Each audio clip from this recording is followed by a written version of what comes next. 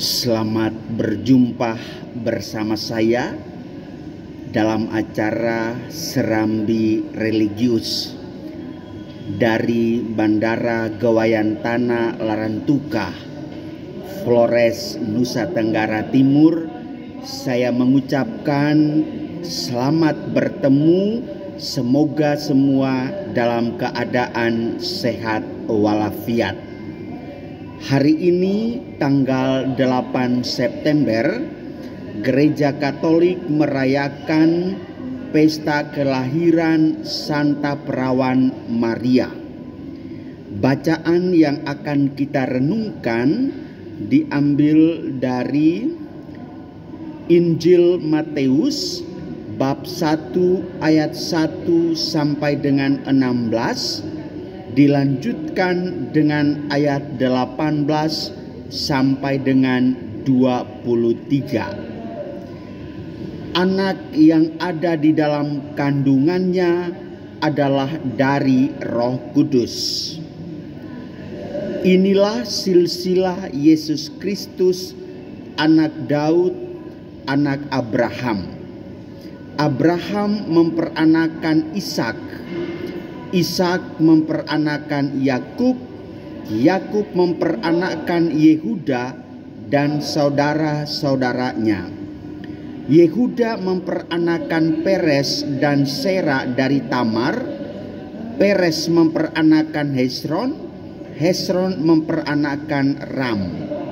Ram memperanakan Aminadab, Aminadab memperanakan Nahason, Nahason memperanakan Salmon, Salmon memperanakan Boas dari Rahab, Boas memperanakan Obed dari Rut, Obed memperanakan Isai, Isai memperanakan Raja Daud, Daud memperanakan Salomo dari istri Uria, Salomo memperanakan Rehabeam, Rehabeam memperanakan Abia, Abia memperanakan Asa, Asa memperanakan Yosafat, Yosafat memperanakan Yoram, Yoram memperanakan Uzia, Uzia memperanakan Yotam, Yotam memperanakan Ahaz, Ahaz memperanakan Hizkia, Hizkia memperanakan Manase,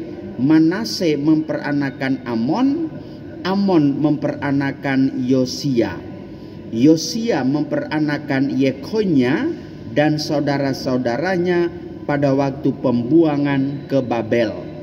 Sesudah pembuangan ke Babel, Yekhonya memperanakan Sealtiel, Sealtiel memperanakan Zerubabel, Zerubabel memperanakan Abihud, Abihud memperanakan Eliakim, Eliakim memperanakan Azor, Azor memperanakan Zadok, Zadok memperanakan Akim, Akim memperanakan Eliud, Eliud memperanakan Eleazar, Eleazar memperanakan Matan, Matan memperanakan Yusuf, dan seterusnya sampai pada malaikat Tuhan nampak kepadanya dalam mimpi dan berkata, Yusuf anak Daud, janganlah engkau takut mengambil Maria sebagai istrimu, sebab anak yang di dalam kandungannya adalah dari Roh Kudus. Maria akan melahirkan anak laki-laki dan engkau akan menamakan dia Yesus, karena dialah yang akan menyelamatkan umatnya dari dosa mereka. Hal itu terjadi supaya genaplah yang firman Tuhan yang dinyatakan oleh Nabi, sesungguhnya anak darah itu akan mengandung dan melahirkan seorang anak laki-laki, dan mereka akan menamai dia Immanuel, yang berarti Allah menyertai kita. Demikianlah Injil Tuhan. Saudari-saudara umat Allah yang terkasih, dalam nama Bapa dan Putra dan Roh Kudus, amin. Salam, salam persaudaraan, salam komunio, dari Bandara Gawayantana Larantuka, Nusa Tenggara Timur. Kalau kita mendengarkan sesuatu berita, entah itu berita yang bisa ditangkap dengan akal budi ataupun tidak bisa ditangkap dengan akal budi, hati kita terasa gundah gulana. Maria awalnya juga merasa gundah gulana mendengar bisikan malaikat bahwa sesungguhnya engkau akan mengandung dan melahirkan seorang juru selamat. Setelah mendengar berita itu, dalam peziarahan selanjutnya, Yosef yang adalah dalam status pertunanganan berdiam-diam mau memutuskan untuk memisahkan diri dari Maria. Mengapa dia memisahkan diri? Karena ya merasa tidak enak dong. Orang tunanganan belum pernah melakukan hubungan cinta, ciuman saja jarang, kok tiba-tiba calon istrinya itu sudah hamil. Nah, dewasa ini ibu bapak saudari-saudaraku teristimewa yang berada di sekitaran kota Batam, hal ini merupakan bukan hal asing, tetapi hal yang sangat familiar di telinga kita.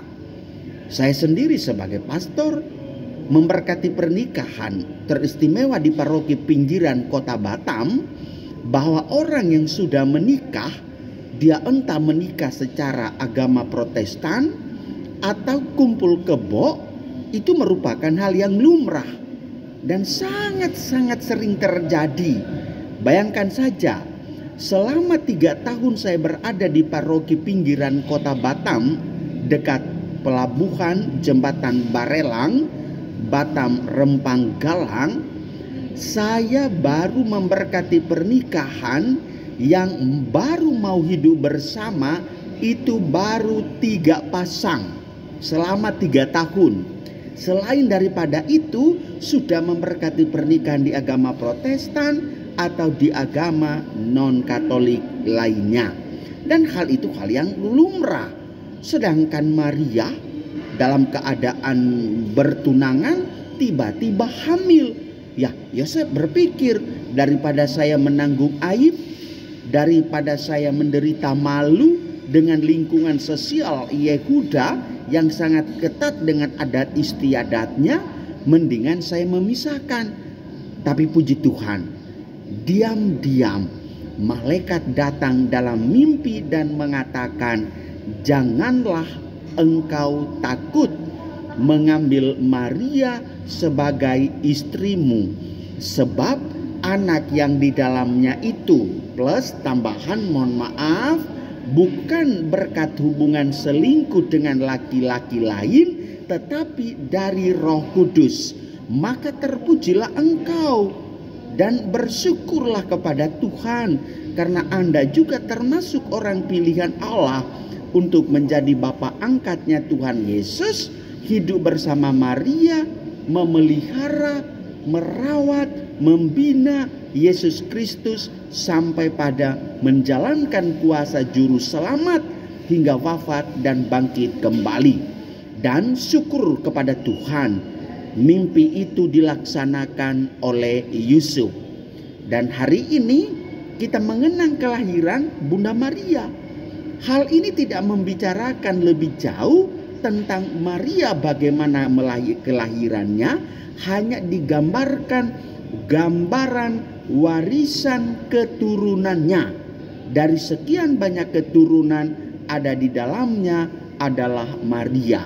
Berarti ini mau menunjukkan Maria berasal dari lingkungan keluarga yang biasa-biasa saja, dipilih oleh Tuhan untuk menjadi Bunda Yesus Kristus, atau sering disebut dengan nama Bunda Allah, Theotokos.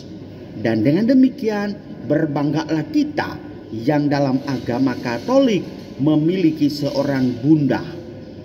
Berkat doa bunda, hatimu aman, jiwamu tentram. Karena apa? Surga di telapak kaki ibu. Oleh karena itu, hormatilah kaum perempuan, sayangilah mama-mamamu sebagai penjelmaan diri Bunda Maria, karena mereka dipilih oleh Tuhan menjadi ibu, bunda, penyelamat kita semua.